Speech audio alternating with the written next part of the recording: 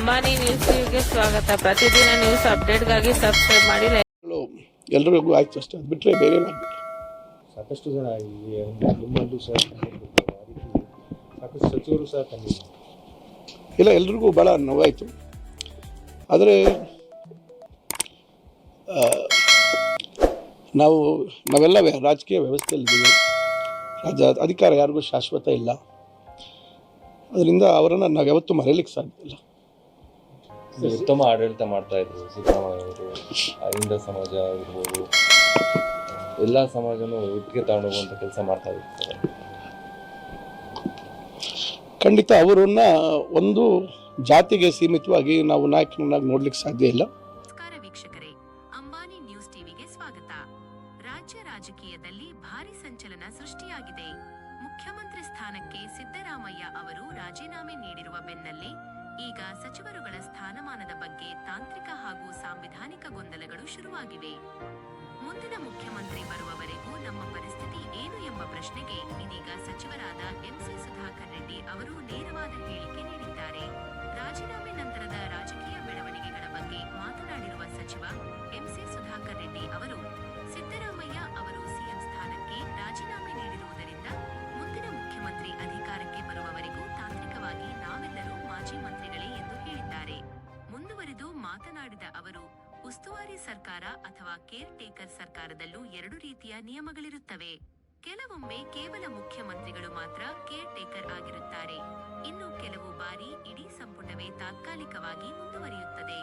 ಆದರೆ ಸದ್ಯ ರಾಜ್ಯಪಾಲರ ಆದೇಶದಲ್ಲಿ ಈ ಬಗ್ಗೆ ಯಾವುದೇ ಸ್ಪಷ್ಟತೆ ಇಲ್ಲ ಎಂದು ತಮಗಿರುವ ಗೊಂದಲವನ್ನು ಬಿಚ್ಚಿಟ್ಟಿದ್ದಾರೆ. ಮುಂಚಿತವಾಗಿಯೇ ನಿಗದಿಯಾಗಿದ್ದ ಕಾರ್ಯಕ್ರಮವೊಂದರಲ್ಲಿ ಭಾಗವಹಿಸಲು ಬಂದಿದ್ದ ಸಚಿವ ಎಂಸಿ ಸುಧಾಕರ್ ರೆಡ್ಡಿ ಅವರು ಉಪರಾಷ್ಟ್ರಪತಿಗಳು ಬರುವ ಕಾರ್ಯಕ್ರಮದಲ್ಲಿ ರಾಜ್ಯಪಾಲರನ್ನು ಖುದ್ದಾಗಿ ಭೇಟಿಯಾಗಿ ಈ ತಾಂತ್ರಿಕ ಗೊಂದಲದ ಬಗ್ಗೆ ಸ್ಪಷ್ಟನೆ ಕೇಳಲಿದ್ದೇನೆ ಎಂದು ತಿಳಿಸಿದ್ದಾರೆ. ಇನ್ನು ಮುಂದಿನ ಹೊಸ ಸಚಿವ ಸಂಪುಟದ ರಚನೆಯ ಬಗ್ಗೆಯೂ ಮಾತನಾಡಿರುವ ಅವರು, ಹೊಸ ಸಂಪುಟದಲ್ಲಿ ಯಾರು ಇರಬೇಕು, ಯಾರಿಗೆ ಸ್ಥಾನ ಸಿಗಬೇಕು ಎಂಬುದನ್ನು ಪಕ್ಷದ ಹೈಕಮಾಂಡ್, ಉಸ್ತುವಾರಿ ಮುಖ್ಯಮಂತ್ರಿಗಳಾದ ಸಿದ್ದರಾಮಯ್ಯ ಹಾಗೂ ಮುಂದಿನ ಮುಖ್ಯಮಂತ್ರಿಗಳಾಗಲಿರುವ ಡಿಕೆ ಶಿವಕುಮಾರ್ ಅವರು ಒಟ್ಟಾಗಿ ಸೇರಿ ತೀರ್ಮಾನಿಸಲಿದ್ದಾರೆ ಎಂದು ಸ್ಪಷ್ಟಪಡಿಸಿದ್ದಾರೆ.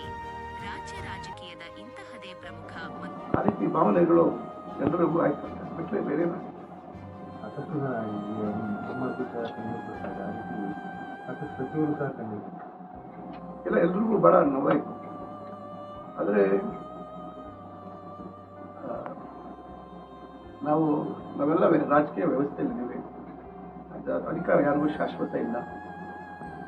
ಅದರಿಂದ ಅವರನ್ನು ನಾವು ಯಾವತ್ತೂ ಮರೆಯಲಿಕ್ಕೆ ಸಾಧ್ಯ.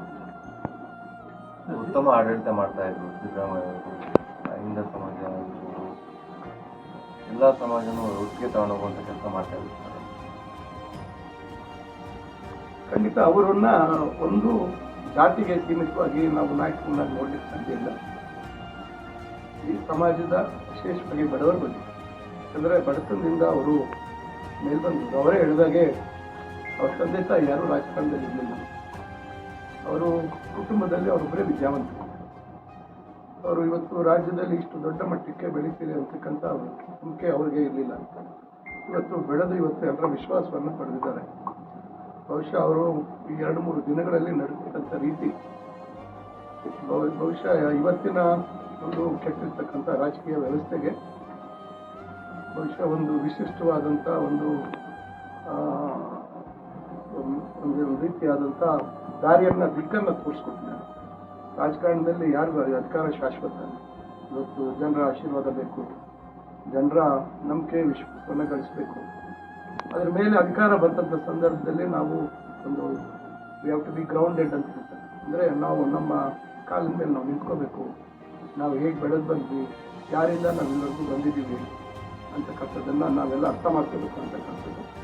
ಅದರಿಂದ ಎಲ್ಲರೂ ಡಿ ಕೆ ಶಿವಕುಮಾರ್ ಅವರಿಗೂ ಭಾವೋದ್ವೇಗಕ್ಕೊಳಗಾದ್ರು. ಅದರಿಂದ ಅವರನ್ನು ನಾವು ಯಾವತ್ತೂ ಮರೀಲಿಕ್ಕೆ ಸಾಧ್ಯ ಇಲ್ಲ. ಈಗ ಕೊನೆಗಾಯ್ತತ್ವವಾಗಿ ನಾವು ಕೊಡ್ತಾರೆ ಸಿದ್ದರಾಮಯ್ಯ ಪೂರ್ತಿ ರಾಜಕೀಯ ನಿವೃತ್ತಿ ರಾಜಕಾರಣಕ್ಕೆ ಬನ್ನಿ ಅಂತ ಆಹ್ವಾನ ಮಾಡಿದ್ದಾರೆ. ನೋಡಿ, ಖಂಡಿತ ಅವರಿಗೆ ರಾಜ್ಯಸಭೆಗೆ ಬರಬೇಕು ಅಂತಕ್ಕಂಥ ಆಹ್ವಾನವನ್ನು ಕಾಂಗ್ರೆಸ್ ಪಕ್ಷದ ಹೈಕಮಾಂಡ್ ಕೊಟ್ಟಿದ್ದಾರೆ. ಮುಂದಿನ ದಿನಗಳಲ್ಲಿ ನಿಮಗೆ ಪಕ್ಷದ ಒಂದು ಜವಾಬ್ದಾರಿಗಳನ್ನು ಕೊಡ್ತೀವಿ ಅಂತಕ್ಕಂಥದ್ದು ಹೇಳಿದರು. ಆದರೆ ಸದ್ಯಕ್ಕೆ ನಾನು ರಾಜ್ಯದಲ್ಲಿ ಇರ್ತೀನಿ, ನಿಮ್ಮ ಜೊತೆ ಇರ್ತೀನಿ ಅಂತಕ್ಕಂಥ ಮಾತನ್ನ ಮಾನ್ಯ ಸಿದ್ದರಾಮಯ್ಯ ಸಾಹೇಬರು ಹೇಳಿದ್ದಾರೆ. ಅದರಿಂದ ನಾವು ಅವ್ರು ನಮ್ಮ ಜೊತೆಯಲ್ಲೇ ಇರ್ತಾರೆ ಪಕ್ಷಕ್ಕೆ, ಮತ್ತು ಡಿ ಕೆ ಶಿವಕುಮಾರ್ ಅವರು ಏನು ಜವಾಬ್ದಾರಿಯನ್ನು ವಹಿಸ್ಕೊಳ್ತಾರೆ, ಅವರಿಗೆ ಬೆನ್ನಿಂದೆ ನಿಂತು ಸರ್ಕಾರವನ್ನು ಉತ್ತಮವಾಗಿ ನಡೆಸುವಂಥದ್ದಕ್ಕೆ ಅವರೆಲ್ಲ ಅನುಭವವನ್ನು ಅವರು ದಾರಿ ಎರಿತಾರೆ. ಮತ್ತು ಮುಂದೆ 2028ಕ್ಕೆ ಮತ್ತೊಮ್ಮೆ ಕಾಂಗ್ರೆಸ್ ಪಕ್ಷ ರಾಜ್ಯದಲ್ಲಿ ಬರುವಂಥದ್ದಕ್ಕೆ ಅವರು ಸಹಕರಿಸ್ತೀರಿ ಅಂತಕ್ಕಂಥ ಮಾತನ್ನು ಬಹಳ ಮನಸ್ಫೂರ್ತಿಯಾಗಿ ಅವರು ವ್ಯಕ್ತಪಡಿಸ್ತಾರೆ.